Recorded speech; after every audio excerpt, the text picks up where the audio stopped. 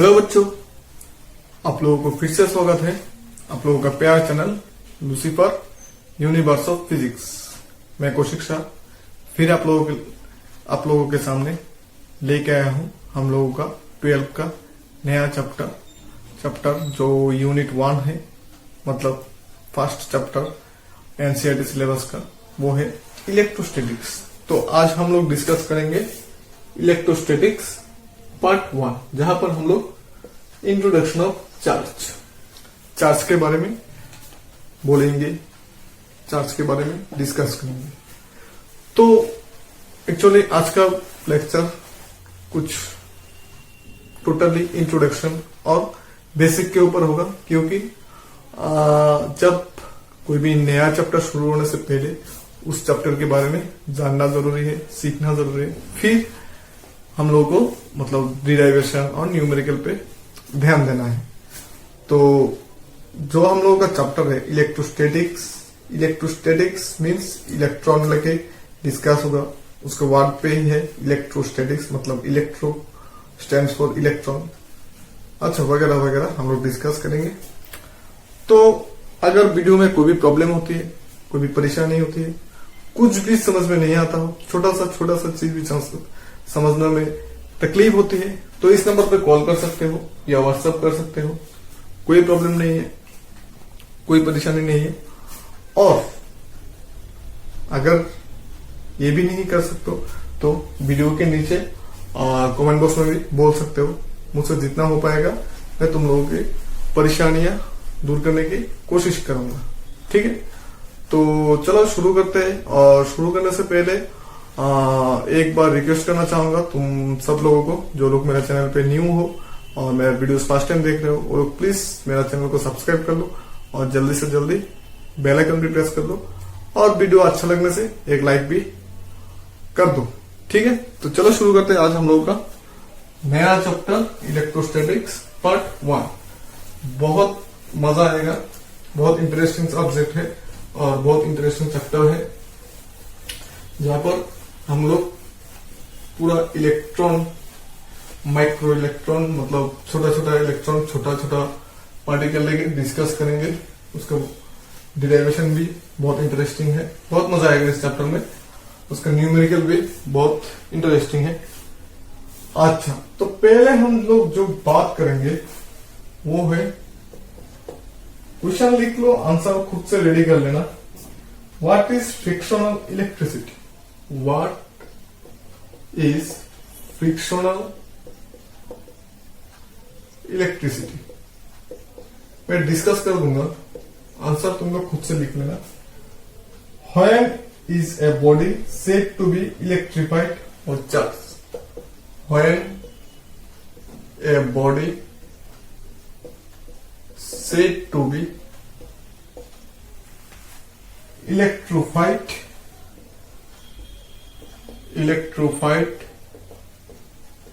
और चार्ज्ड, ठीक है।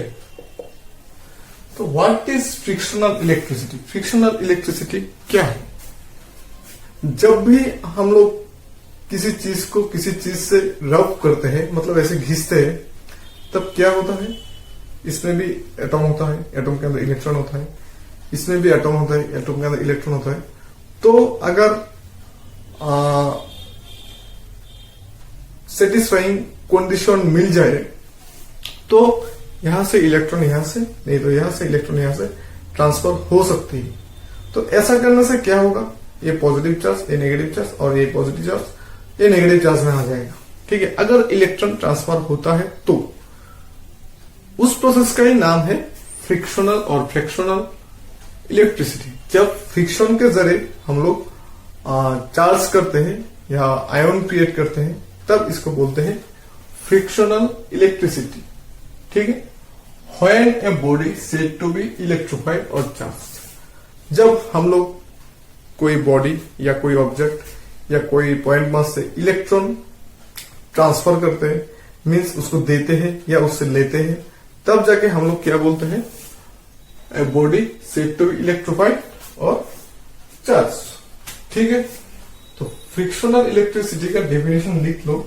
The property of rough substances the property of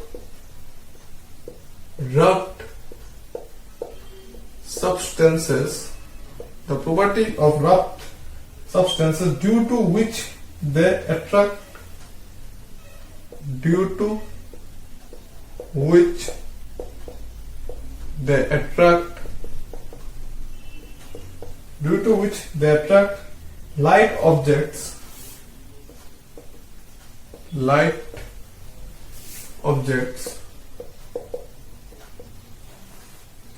is called electricity, is called electricity. The electricity developed by rubbing or friction, the electricity developed by rubbing or friction, the electricity developed by rubbing or friction is called frictional or static electricity, is called frictional or static electricity. ठीक है, बिल्कुल easy है। ठीक है, तो friction के जरिए जब कोई इलेक्ट्रिसिटी प्रोड्यूस होता है या इलेक्ट्रिसिटी क्रिएट होता है तब इसको हम लोग बोलते हैं फ्रिक्शनल इलेक्ट्रिसिटी। ठीक है, कॉपी कर लो जल्दी से। ठीक है, नेक्स्ट जो क्वेश्चन होगा वो है what is electric charge, what is electric charge. ये तो बचपन में पढ़ा ही होगा। इज इट ए स्केलर और vector, is it a scalar और vector quantity.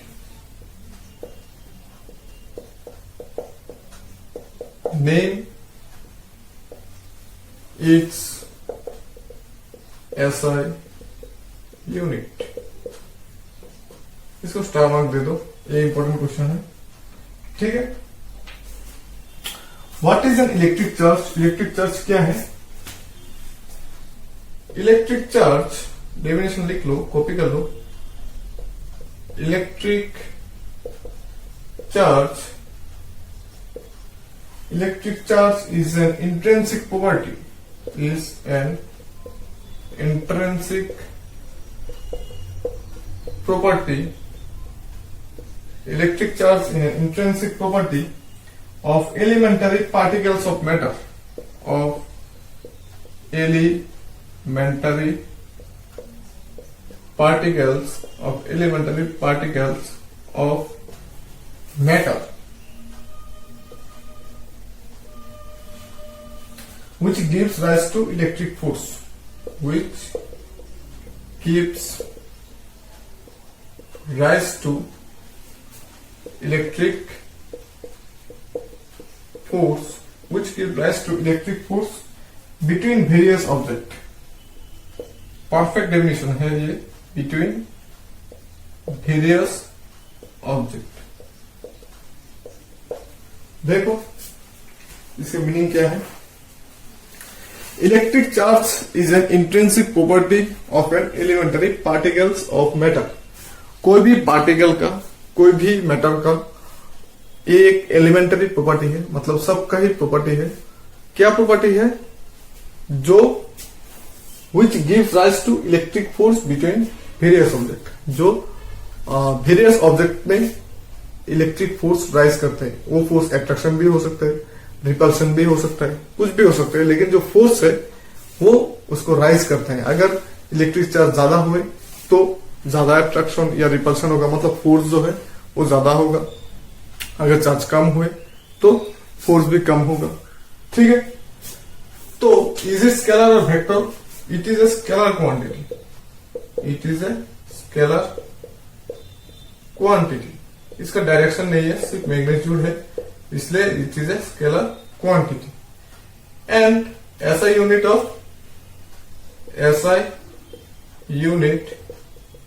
Of electric charge, electric charge का SI यूनिट क्या है? Coulomb. SI unit of electric charge is Coulomb. ठीक है, चलो ठीक है, कॉपी कर लो जल्दी से।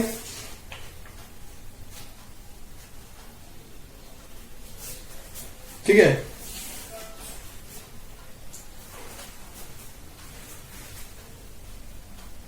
चलो ठीक है।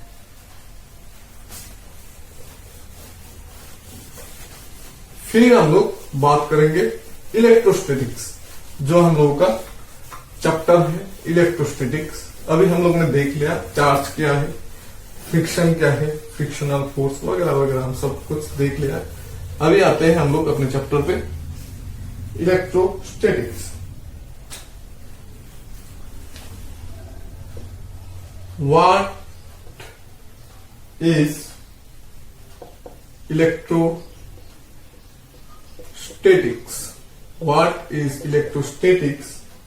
Mention some of its important application. Mention some of its important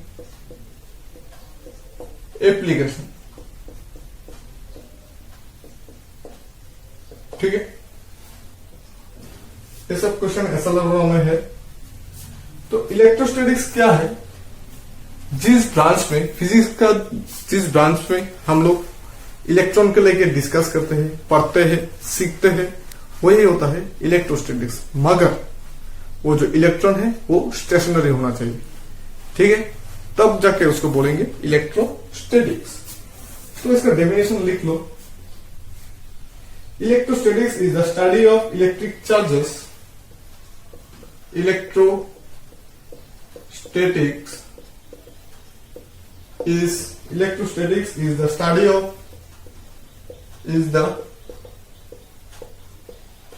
of electric charges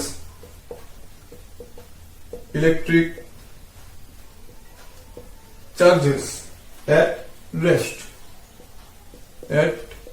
rest। ठीक है, Here we will study इस ब्रांच में हम लोग क्या स्टडी करेंगे? Here we will study, electrostatic branch में हम लोग स्टडी करेंगे the forces, fields and potential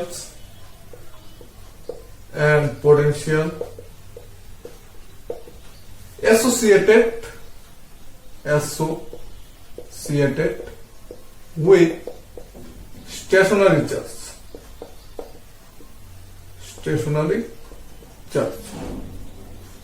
stationery charge means जो चार्ज रेस्ट पे है। तो इलेक्ट्रोस्टैटिक्स क्या है? Electrostatic is the study of electric charge at rest, जहां पर हम लोग चार्ज को लेकर स्टडी करेंगे, बट वो चार्ज होगा रेस्ट पे। Here we will study the force, field and potential। Electrostatics branch में या इलेक्ट्रोस्टैटिक्स चैप्टर में हम लोग क्या पढ़ेंगे? फोर्स, दो चार्जेस के अंदर का बीच का फोर्स, पोटेंशियल मीन्स उसका एनर्जी या पोटेंशियल उसका पावर, और क्या था? Field means electric field intensity. जैसे हम लोगों ने ग्रेविटेशन में सीखा था, ग्रेविटेशन फील्ड, यहां पर भी है इलेक्ट्रिक फील्ड, वहां पर थे ग्रेविटेशन पोटेंशियल, यहां पर भी है इलेक्ट्रिक पोटेंशियल। सब सेम ही है, थोड़ा सा अलग है, वो हम लोगों को देखना है। ठीक है, mention some of its important applications. तो एप्लीकेशंस क्या है, कुछ लिख देता हूं। वैसे तो एप्लीकेशन बहुत सारा है। 1 number, in electrostatic loudspeaker. In electrostatic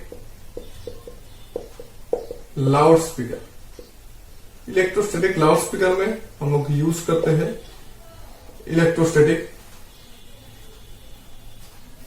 ठीक है। In xerox copying machine, in a xerox copying machine, xerox machine में भी हम लोग यूज करते हैं। Third number, in the design of cathode ray tube, in the design of cathode ray tube, in the design of cathode ray tube used in television and radar, used in television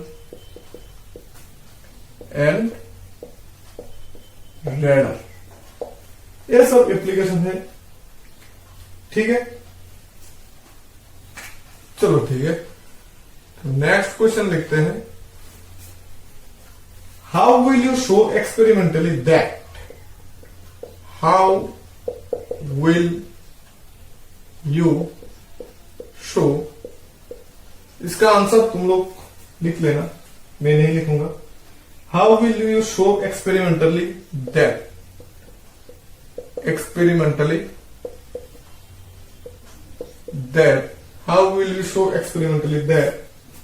One number. There are only two kinds of electric charge. There are two kinds of electric charge. बिल्कुल easy है show करना, मैं बता दूंगा। Two like charges repel and unlike charges attract each other. Like charges repel, like charges repel and unlike charges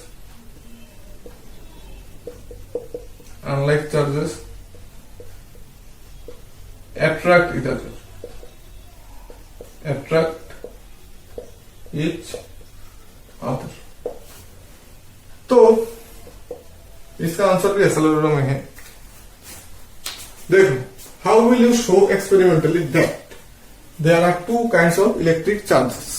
तुम कैसे, हम लोग कैसे प्रूफ करेंगे या शो करेंगे कि there are two types of electric charges. तो शो करने के लिए मान लो, इसको कॉपी कर लो पहले। अच्छा, शो करने के लिए मान लो यहां पर एक सिल्क का रॉड है, जिसको हमको इसको ग्लास से, ये हो गया ग्लास, मतलब सिल्क और ग्लास को रब करना है। रब ए ग्लास रॉड विथ सिल्क, या फिर ग्लास रॉड को सिल्क से रब करना है। And suspended it from a rigid support bye means of A silk. फिर इसको सस्पेंडेड कर दो सिल्क के जरिए, ठीक है। चलो, bring another similarly charge rod. फिर तुम क्या करेगा, इस ग्लास को, इसको रब करके सिल्क को ले जाओ या ग्लास को ले जाओ। फिर और एक चीज में सिल्क और ग्लास को रब करो, रब करके दो ग्लास को एक साथ ला सकते हो, या फिर दो सिल्क को एक साथ ला सकते हो, ठीक है। तो क्या देखेंगे हम लोग, दोनों आपस में रिपील कर रहे हैं, एक दूसरे को रिपील कर रहे हैं। इसका मतलब क्या है, दोनों में सेम चार्जेस है, ठीक है। फिर दोनों, क्या बोला मैं, दोनों ग्लास को, इस ए भी ग्लास हो गया, ए भी ग्लास हो गया, तब क्या होगा, दोनों एक दूसरे को रिपील करेंगे, ठीक है। फिर क्या करना है हम लोगों को, यहां पर एक प्लास्टिक रॉड ले आओ, प्लास्टिक रॉड, ठीक है, ये प्लास्टिक का रॉड है। फिर इसको रब करना है ऊल से, मतलब ये मान लो ऊल हो गया। फिर इन दोनों को रब करो। फिर प्लास्टिक को ग्लास के सामने ले आए, तब क्या करेगा, दोनों अट्रैक्ट करेगा। प्लास्टिक को ग्लास के सामने ले आए, तब क्या करेगा, दोनों अट्रैक्ट करेगा। पहले तो ग्लास और सिल्क एक दूसरे को रिपील करते थे। अभी जब हम लोग प्लास्टिक को ग्लास के सामने लाएंगे तब एक दूसरे को अट्रैक्ट करेगा। तो दिस एक्सपेरिमेंट शोज दैट, क्या शो करता है कि चार्ज होते हैं दो तरह के। पता नहीं क्या क्या चार्ज होते हैं, लेकिन टू टाइप्स चार्ज होते हैं, इतना तो पता चल गया। कैसे, अगर सेम चार्ज होते तो रिपील करते, नहीं तो अट्रैक्ट करते। ये तो रिपील भी कर रहा है, अट्रैक्ट भी कर रहा है। इसका मतलब क्या है, दो तरह के चार्ज होंगे। जब इक्वली सेम टाइप के हो जाते हैं तब रिपील करते हैं। जब ऑपोजिट टाइप के होते हैं, मतलब मान लो एक पॉजिटिव दूसरा नेगेटिव, तब क्या करते हैं, अट्रैक्ट करते हैं। इस एक्सपेरिमेंट से हम लोगों को क्या प्रूफ होता है, there are two kinds of charge, two number like charges repel and unlike charges attract each other. जैसे हम लोग ऊल को ग्लास के सामने लेके आएंगे तो एक दूसरे को अट्रैक्ट करेंगे, और प्लास्टिक को ग्लास के सामने लेके आएंगे तो एक दूसरे को अट्रैक्ट करेंगे। जब प्लास्टिक एक साथ रखेंगे या ग्लास एक साथ रखेंगे तो एक दूसरे को रिपील करेंगे। मतलब इन दोनों में तो सेम चार्ज ही होगा, क्योंकि दोनों तो ग्लास है, आइदर पॉजिटिव आइदर नेगेटिव, तो दोनों इसलिए रिपल्स कर रहे हैं। लेकिन इन दोनों में सेम चार्ज नहीं है, इसलिए दोनों को अट्रैक्ट कर रहे हैं। ठीक है, तो ये एक्सपेरिमेंट से ये भी प्रूफ होता है कि लाइक चार्जेस आर अट्रैक्ट और unlike charges are repel each other. ठीक है, समझ में आई बात? चलो ठीक है,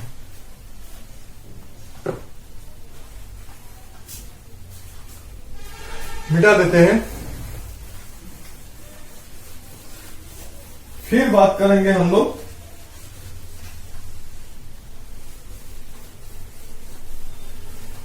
पॉजिटिव एंड नेगेटिव चार्ज, इसके बारे में बात करेंगे। What is positive charge and what is negative charge. चलो देखते हैं question, what are positive and negative charges. What are positive, ये सब बेसिक बातें है। What are positive and negative charges. Positive and negative charges क्या है? What is the nature of charge on an electron in this convention. What is the nature of charge on an electron in this convention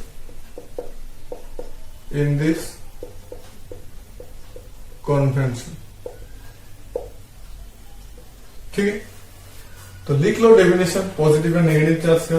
the charges developed on a glass rod when rubbed with silk. The charge developed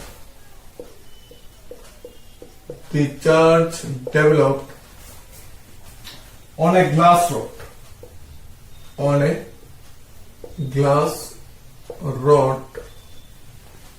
when rubbed with silk. When rubbed with silk is called positive charge. Is called positive charge. ये तो मैंने पहले discuss कर लिया है। The charge developed on a plastic rod. The charge developed in a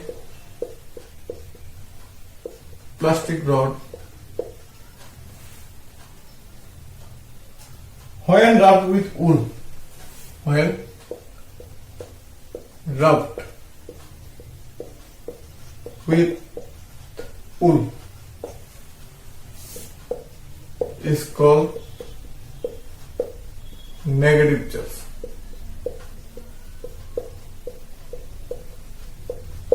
ठीक है,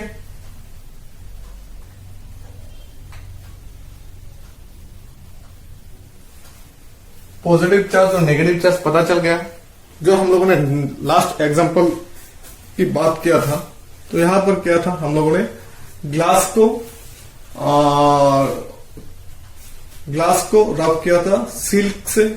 तो वहां पर ग्लास में जो चार्ज डेवलप हुआ था वो था पॉजिटिव चार्ज, और फिर हम लोगों ने रब किया था प्लास्टिक को वूल से, तब प्लास्टिक पे जो चार्ज डेवलप हुआ था वो है negative charge.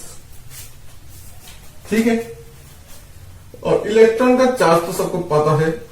According to this convention, electron is negative charge. Electron जो है वो नेगेटिव है। ठीक है, कॉपी कर लो जल्दी से।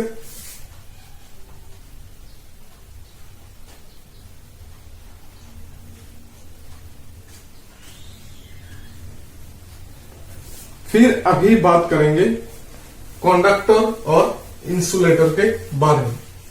ये तो सबको पता है, अरे सारे तो पता होना ही चाहिए। हम लोग इतना भी बुद्धू नहीं हो कि कंडक्टर और इंसुलेटर के बारे में नहीं पता, फिर भी हम लोग डिस्कस करेंगे अभी।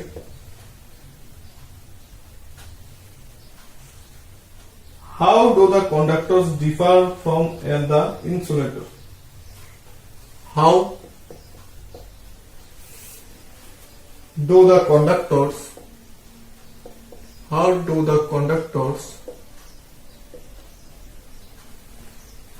differ from the insulator? Differ from the insulator। ठीक है, कंडक्टर जो है वो इंसुलेटर से कैसे अलग है। तो पहले हम लोगों को क्या जानना होगा कि कंडक्टर क्या है, इंसुलेटर क्या है। तो कंडक्टर क्या होता है ये तो सबको पता है। जो चीज के अंदर से इलेक्ट्रॉन पास होता है या हीट पास होता है उसको बोलते हैं कंडक्टर। जैसे कि आयरन, जिंक एटसेट्रा। ठीक है, और जिस चीज से इलेक्ट्रॉन या हीट पास नहीं होता उसको क्या बोलते हैं, इंसुलेटर। जैसे कार्बन। ठीक है, कार्बन से कभी भी इलेक्ट्रॉन पास नहीं करेगा और हीट भी पास नहीं करेगा, तो इसलिए इसको क्या बोलते हैं, इंसुलेटर। देन यहां पर जो क्वेश्चन पूछा है, how do the conductors differ from the insulator, तो हम लोग ये बोल सकते हैं कि कंडक्टर में से इलेक्ट्रॉन पास होता है और इंसुलेटर में से इलेक्ट्रॉन पास नहीं होता। ठीक है, तो the substances through which electric charge can flow easily. The substances through which electric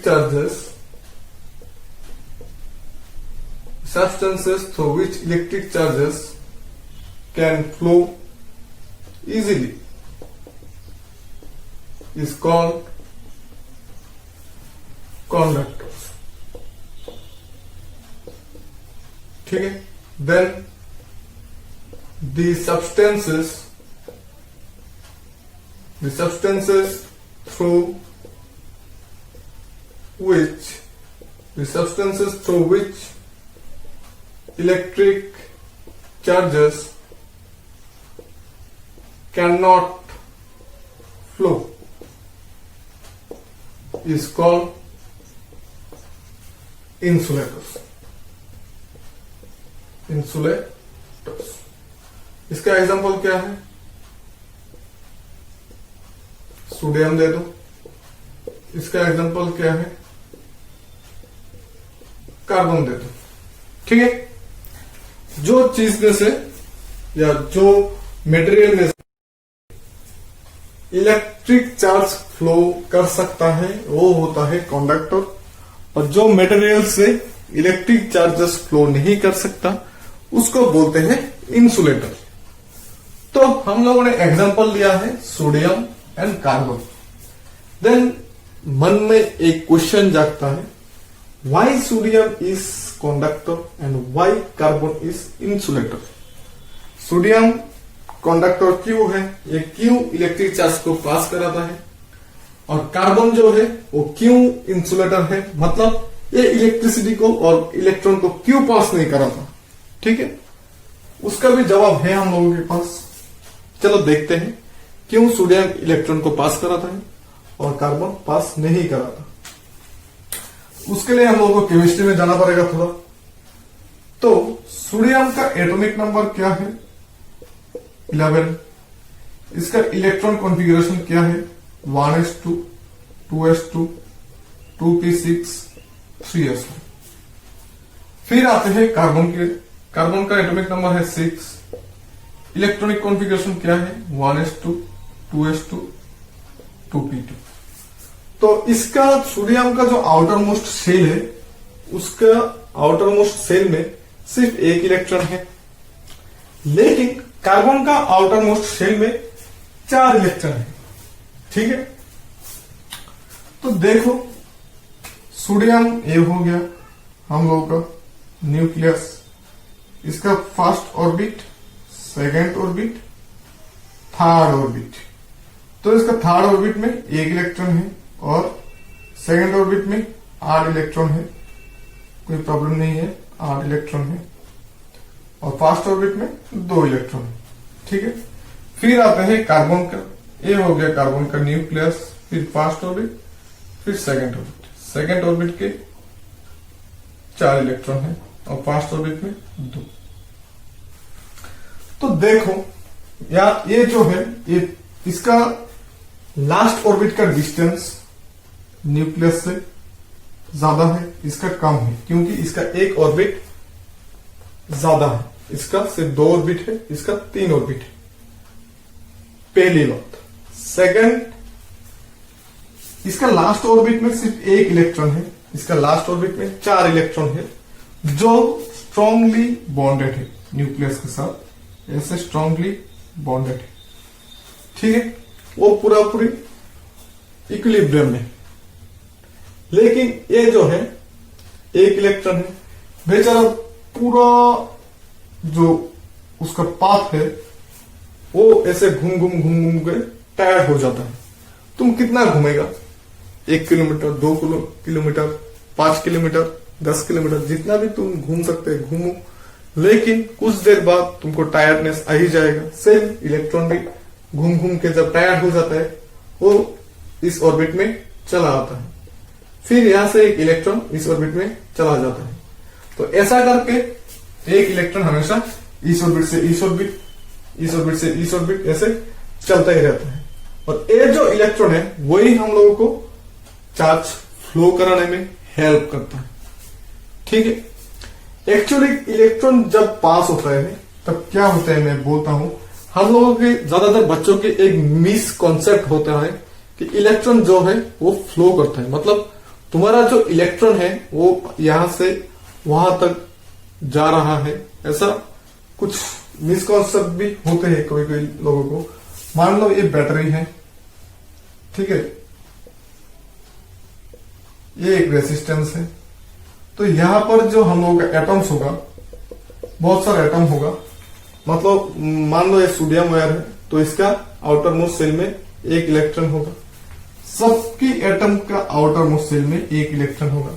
तो यहां से जो चार्ज है वो एनर्जी क्या करते हैं, पास वाले इलेक्ट्रॉन में देते, फिर पास वाले इलेक्ट्रॉन में देते, फिर पास वाले इलेक्ट्रॉन में देते, ऐसा करके एनर्जी का फ्लो होता है। यहां पर जब एनर्जी खत्म हो जाता है तब हमारा जो बैटरी है फुल्ली चार्ज और डिस्चार्ज हो जाता है, मतलब बैटरी खत्म। तो समझ में आ गया, उस ये वाला पार्ट में जाने का जरूरत नहीं है, उतना डीपली जाने का जरूरत नहीं है।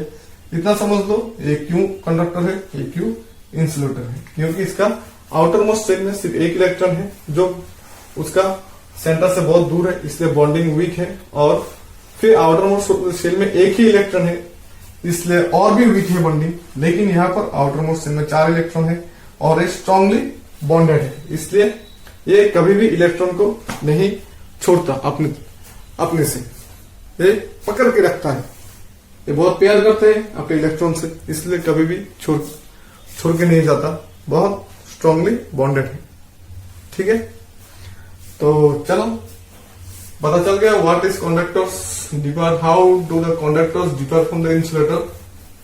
सिर्फ कंडक्टर जो है वो इलेक्ट्रॉन को और इलेक्ट्रिक चार्ज को फ्लो कराता है, और जो हम लोगों का इंसुलेटर है वो इलेक्ट्रिक चार्ज को और इलेक्ट्रॉन को फ्लो नहीं कराता। ठीक है, फिर आते हैं एक क्वेश्चन पे, ट्रिकी क्वेश्चन है। A metal rod held in hand, a metal rod held in hand and rubbed with wool,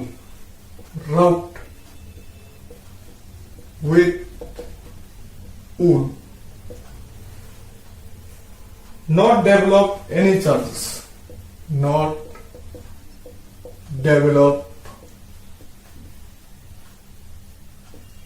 any charges. Why? काई को? मान लो एक मेटल रॉड है जिसको हम लोग ऊल से ऐसे घिसते रहते हैं, चार्ज क्रिएट होगा, लेकिन भाई चार्ज तो क्रिएट होता ही नहीं। क्यों ऐसे सोच के हम लोग पागल हो जाते हैं। अरे सामने तो बोला था मेटल रॉड को ऊल से घिसने से चार्ज होता है, मगर हम लोग का चार्ज क्यों नहीं होता? सामने झूठ बोला था। अरे बच्चों, मैंने झूठ नहीं बोला था। यहां पर थोड़ा सा फंडा है जो हम लोगों को समझना है। मेटल रॉड को ऊल से घिसने से चार्ज क्रिएट होगा, एक दूसरे से इलेक्ट्रॉन ट्रांसफर होगा, जरूर होगा। लेकिन यहां पर जो बात है, हम लोगों का जो बॉडी है वो एक कंडक्टर है। तो तुम्हारा मेटल में जितना इलेक्ट्रॉन या जितना चार्ज जनरेट होगा या क्रिएट होगा, वो भाई आप हमारा बॉडी से सीधा आत्म में चला जाएगा। तो हम लोगों को ये जो इलेक्ट्रॉन है, यहाँ पर इलेक्ट्रॉन स्टोर नहीं रहेगा, सारा की सारा ग्राउंड पे चला जाएगा, क्योंकि हम लोग का बॉडी भी कंडक्टर है। ठीक है, इसलिए मेटल को तुम घिसते ही रहो ऊल से, इसका चार्ज तुमको दिखाई नहीं देगा, फील भी नहीं होगा, क्योंकि क्रिएट होने से ही डायरेक्ट ग्राउंड पे चला जाएगा। ठीक है, इसका आंसर थोड़ा लिख लो क्योंकि एक इंपॉर्टेंट क्वेश्चन है। This is because the human body is a good conductor of electricity. This is because the human body is good conductor of electricity. ठीक है, so any charge developed on the metal rod, so any charge developed in the metal rod, any charge developed in the metal rod is transferred to the earth, is transferred to the earth through the metal body, through the human body. ठीक है, we can electrify the rod by providing it. We can electrify the rod by providing we can electrify the rod by providing it a plastic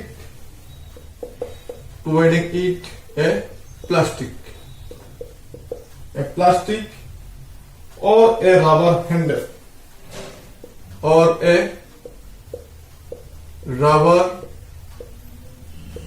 handle and rubbing it without touching its metal part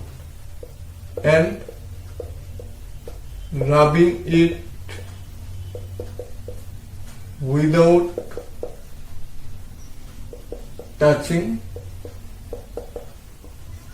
its metal part। हम लोग इसको कैसे charge कर सकते हैं? इसको रब करके, लेकिन हम लोगों के जो हैंडल होगा इसको हम लोगों को पकड़ना होगा प्लास्टिक के हैंडल से। मेटल रॉड को डायरेक्ट छूना नहीं है, प्लास्टिक के जरिए छूना है। तब क्या होगा, इसके अंदर जो इलेक्ट्रॉन आएगा वो उसके अंदर ही रहेगा। Through our body it can not go to the earth. ठीक है, चलो ठीक है। नेक्स्ट जो क्वेश्चन है वो भी इंपॉर्टेंट क्वेश्चन है।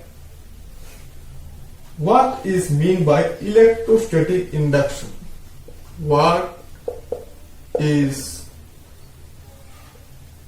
Mean by electrostatic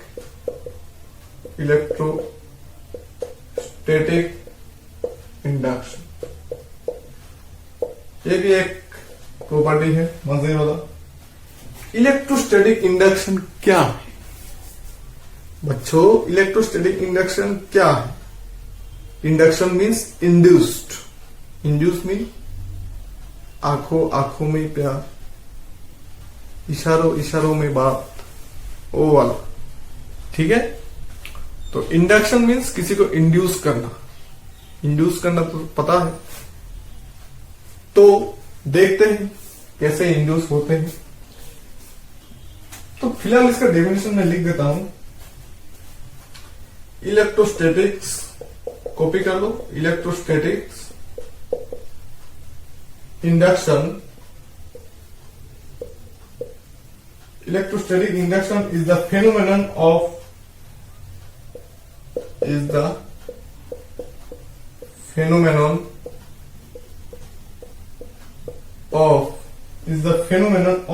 conductor in which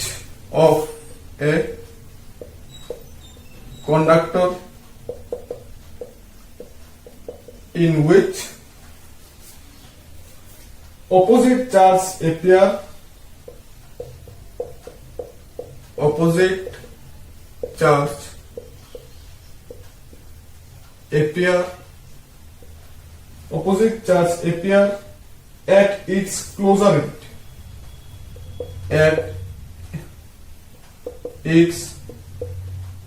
closer end, and similar charges appear at its farther end, and similar charges appear at its farther end। ठीक है, in the presence of a nearby charged body, in the presence of a nearby charged body, in the presence of nearby charged body। तो electrostatic induction क्या है? Electrostatic induction is the phenomenon of a conductor in which opposite charge appear at its closer end and similar charges appear at its farther end। मतलब similar charge क्या होगा? Similar charge appear होगा father end में और opposite charge appear होगा nearest end में। ये तो ऐसे नहीं समझोगे, एक एग्जांपल दे देता हूं। मान लो ये एक बार है आयरन का या कुछ भी, जो कंडक्टर है, कंडक्टिंग मटेरियल होना चाहिए।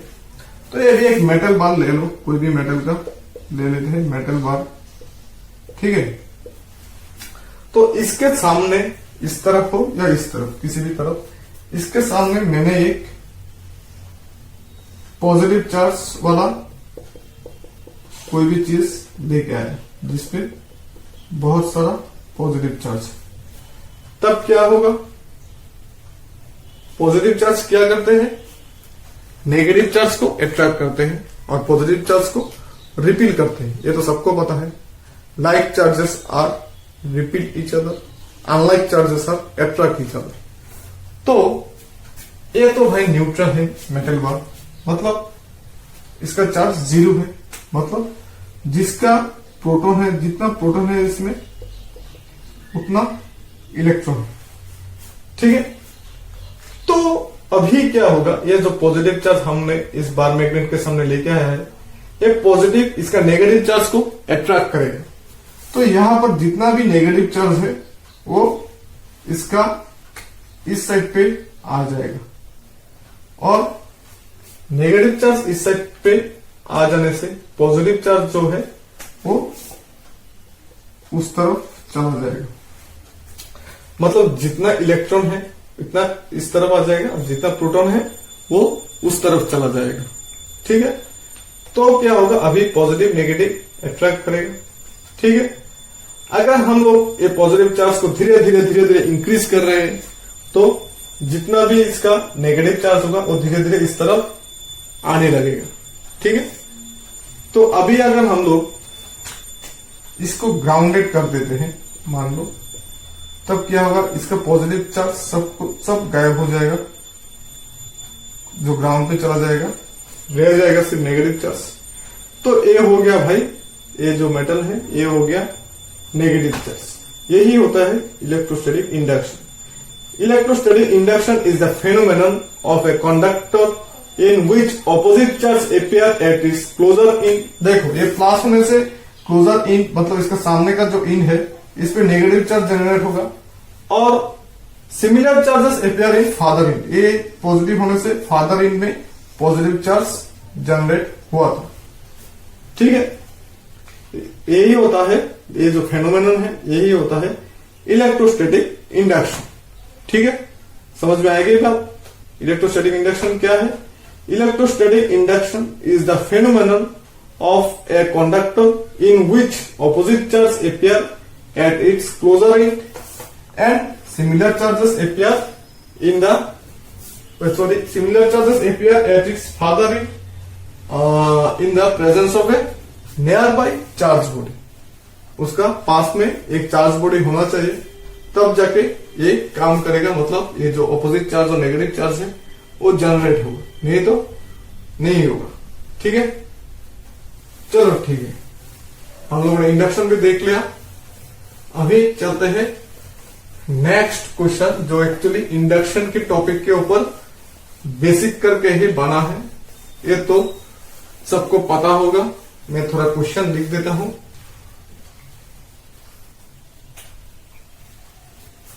Question,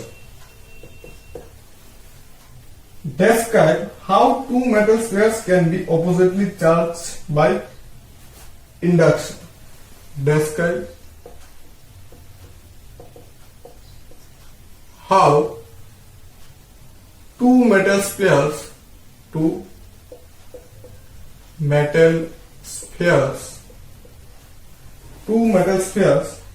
can be oppositely charged by induction। Can oppositely charged by induction, ठीक है। बिल्कुल इजी है, कोई दिक्कत नहीं है, बिल्कुल इजी है, कोई प्रॉब्लम नहीं है। क्या करना है, इंडक्शन प्रोसेस से दो स्पेयर को ऑपोजिट चार्ज बनाना है, ठीक है। मैं जैसा जैसा बोलता हूं समझाता हूं वैसे वैसे लिख डालो तो हो जाएगा तुम्हारा नोट्स। मान लो ये एक स्पेयर है, ये एक स्पेयर है, ये ए हो गया, ये बी हो गया। इन दोनों को क्या करना है, ऑपोजिटली चार्ज बनाना है। मान लो ए को पॉजिटिव चार्ज बनाना है हमको और बी को नेगेटिव चार्ज बनाना है। तो क्या करना पड़ेगा हम लोगों को, ज्यादा कुछ नहीं करना पड़ेगा। अगर इसको पॉजिटिव चार्ज बनाना है तब क्या करना होगा, मान लो यहां पर हम लोगों ने एक नेगेटिव चार्ज का बाग लेके आया, जहां पर lots of negative charge present है, पूरा नेगेटिव चार्ज है, ठीक है। तो क्या होगा, इसके सामने के जो नियरेस्ट पॉइंट है, इस पॉइंट पे क्या होगा, कौन सा वाला चार्ज होगा, पॉजिटिव चार्ज इंडक्शन की वजह से, ठीक है। और इसका लास्ट वाला में नेगेटिव चार्ज। तो हमको अभी क्या करना है, इसको पॉजिटिवली चार्ज बनाना है। तो क्या करना होगा, ये जो लास्ट वाला है इसको हम लोग ग्राउंडेड कर देंगे। तो ग्राउंडेड करने से क्या होगा, जितना भी नेगेटिव चार्ज है सारा ग्राउंड पे आ जाएगा और ये जो स्पेयर है ये बन जाएगा पॉजिटिव चार्ज। ये जो स्पेयर है ये बन जाएगा पूरा पॉजिटिव चार्ज, क्योंकि नेगेटिव जितना चार्ज है वो आ जाएगा ग्राउंड पे, ठीक है। अभी इसको क्या बनाना है भाई, नेगेटिव बनाना है। तो इसको नेगेटिव बनाने के लिए सेम प्रोसेस ही अप्लाई करते हैं। क्या अप्लाई करेंगे, यहां पर नेगेटिव चार्ज ही हम लोग लाते हैं। तो नेगेटिव चार्ज यहां पर लाने से यहां पर पॉजिटिव चार्ज होगा, यहां पर नेगेटिव चार्ज होगा। अभी इसको ग्राउंडेड कर देते हैं। तो क्या होगा, जितना पॉजिटिव चार्ज है सारा का सारा ग्राउंड पे आ जाएगा और रह जाएगा सिर्फ नेगेटिव चार्ज। तो बी वाला जो स्पेयर है वो हो जाएगा नेगेटिवली चार्ज। देखो समझ में आता है कि नहीं। By this process means by this process of induction we can make two spheres of oppositely charged. हम लोग दो स्पेयर को ऑपोजिटली चार्ज में ले जा सकते हैं इंडक्शन प्रोसेस से, ठीक है। कॉपी कर लो, कर लिया कॉपी, चलो ठीक है। जैसे जैसे बोला है वैसे वैसे कॉपी कर लो। अगर नोट्स चाहिए हो तो इनबॉक्स में बोल दो या कमेंट बॉक्स में बोल दो। फिर आते हैं question, next question, how can you charge a metal sphere positively without touching it? How can you charge, how can you charge a metal sphere, how can you charge a metal sphere positively without touching it?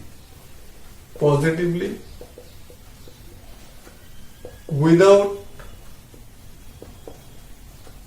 touching it, ठीक है। तुम कैसे एक metal sphere को positive charge कर सकते हैं, इसको टच नहीं करके, ठीक है। तो इसको टच नहीं करके जो मैंने प्रीवियस मेथड बोला था उसके जरिए हम लोग पॉजिटिवली चार्ज कर सकते हैं। मान लो ये है हम लोग एक मेटल स्फीयर, इसको पॉजिटिवली चार्ज करना है। तो हम लोग क्या करेंगे, एक नेगेटिव चार्ज वाला कोई भी चीज इसके सामने लाएंगे, ठीक है। तो ये क्या करेगा, इसका नियरेस्ट पॉइंट पे पॉजिटिव चार्ज इंड्यूस करेगा और फारदेस्ट पॉइंट पे नेगेटिव चार्ज इंड्यूस करेगा, ठीक है। तो अभी नेगेटिव चार्ज वाले पार्ट को ग्राउंडेड करना है सिर्फ। तो ग्राउंडेड करने से जितना नेगेटिव चार्ज है वो तो सारा का सारा ग्राउंड में चला जाएगा और स्पेयर में रह जाएगा सिर्फ पॉजिटिव चार्ज। तो ऐसे करके हम क्या कर सकते हैं, कोई भी स्पेयर को, कोई भी मेटल स्पेयर को, कोई भी कंडक्टर को हम लोग पॉजिटिव चार्ज बना सकते हैं, ठीक है। कॉपी कर लो, ठीक है। चलो ठीक है। फिर एक टॉपिक के ऊपर हम लोग डिस्कस करेंगे, वो है गोल्ड लीफ इलेक्ट्रोस्कोप जो है गोल्ड लीफ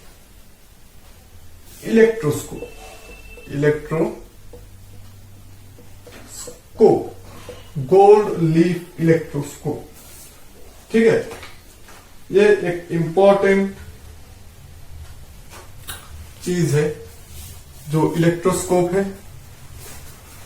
ये जो मशीन है या ये जो पार्ट है वो हम लोगों के लिए बहुत इंपॉर्टेंट है, क्योंकि गोल्ड लीफ इलेक्ट्रोस्कोप के जरिए हम लोग क्या क्या कर सकते हैं।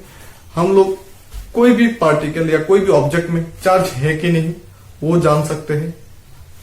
कौन सा तरह का चार्ज है, पॉजिटिव है या नेगेटिव है, वो भी हम डिटरमाइन कर सकते हैं। ठीक है, इसलिए ये बहुत ही इंपॉर्टेंट है। तो फिलहाल हम लोग ये इलेक्ट्रोस्कोप देखते कैसा होता है वो हम लोग देख लेंगे। मान लो ये हो गया हम लोगों का इलेक्ट्रोस्कोप।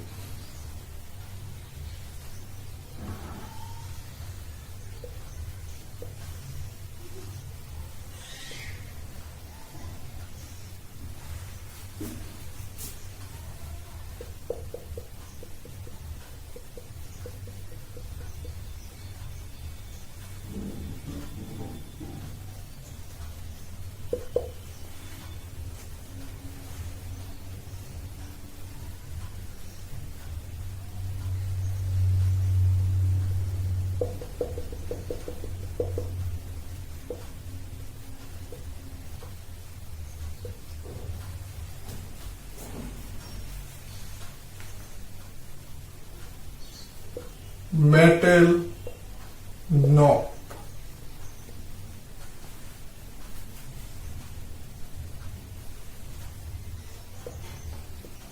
मेटल रॉक, ये है भाई ग्लास वेसल। ये तो मैंने लिख दिया है कैल्शियम क्लोराइड। ये जो है वही होता है गोल्ड लीफ, ये भी है गोल्ड लीफ। ये है टीन फॉइल, ये भी है टीन फॉइल। रबर स्टॉपर, ये जो है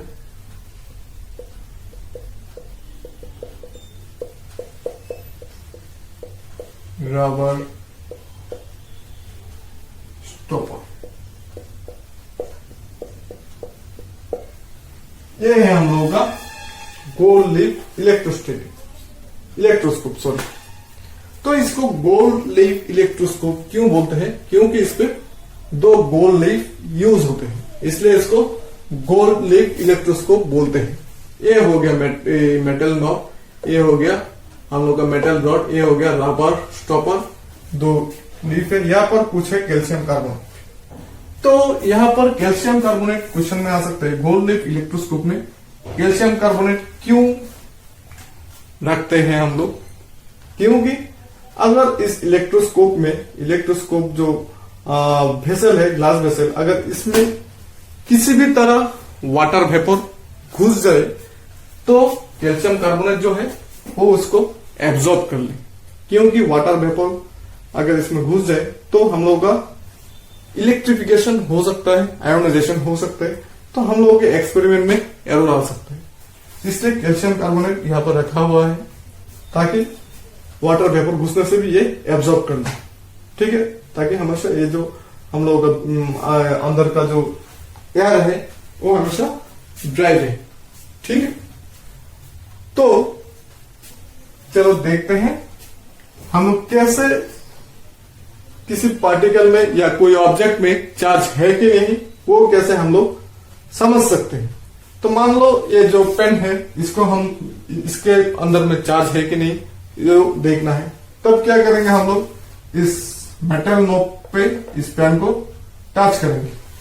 अगर इस पे चार्ज हुआ, मान लो पॉजिटिव या नेगेटिव, कोई भी एक तरह का ही चार्ज होगा, तो क्या होगा, ये जो चार्ज है मान लो इस पे पॉजिटिव या नेगेटिव, मान लिया पॉजिटिव चार्ज है, तो पॉजिटिव चार्ज होगा इस रॉड से नीचे आएगा, दोनों में पॉजिटिव पॉजिटिव जाएगा, तब क्या होगा, ये जनरली ऐसे होगा, ठीक है।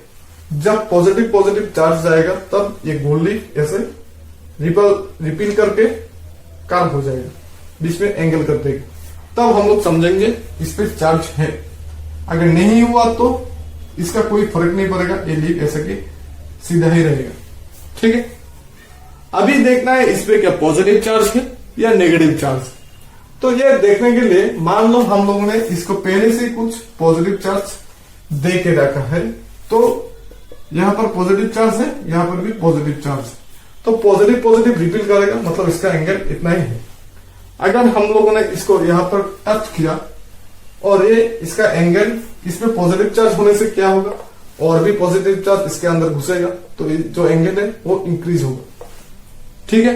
अगर ये नेगेटिव चार्ज हुआ तो नेगेटिव चार्ज यहां पर आएगा, तो यहां पर पॉजिटिव चार्ज है, तो पॉजिटिव नेगेटिव एक दूसरे को क्या करेगा, न्यूट्रलाइज कर देगा, तो इसका जो एंगल है बीच का, ये धीरे धीरे डिक्रीज होगा।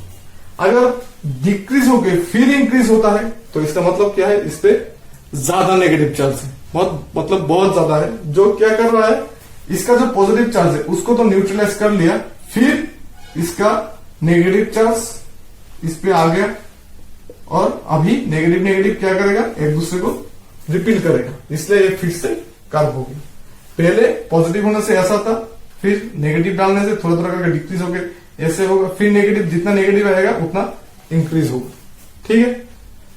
तो इस ऐसे हम लोग कोई भी चीज पे चार्ज है कि नहीं वो हम लोग डिटरमाइन कर सकते हैं, और किस तरह का चार्ज है, पॉजिटिव है या नेगेटिव है, वो भी हम लोग बोल सकते हैं, ठीक है।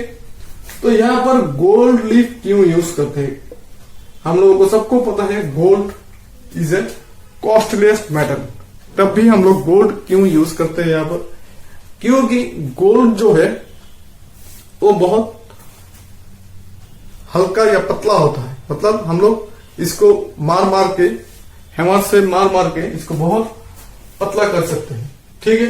अगर यहाँ पर आयरन दे देते तो क्या होता, आयरन का वेट बहुत ज्यादा होता है, मास बहुत ज्यादा होता है, इसलिए जब ये दोनों एक दूसरे को रिपील करेगा तो इसका वेट की वजह से ये इतना नहीं डिफ्लेक्शन करेगा, मतलब इसका बीच का एंगल उतना ज्यादा नहीं होगा, इसलिए आयरन हम लोग यूज नहीं कर सकते। और gold is a good conductor of electricity, और गोल्ड क्या होता है, गोल्ड को मार मार के हम लोग बहुत पतला कर सकते हैं, तो इसलिए गोल्ड का जो डिफ्लेक्शन है ये बहुत ज्यादा होता है, इसलिए हम लोग यहाँ पर गोल्ड लीफ यूज करते हैं, ठीक है। यही होता है हम लोगों का गोल्ड लीफ इलेक्ट्रोस्कोप, ठीक है।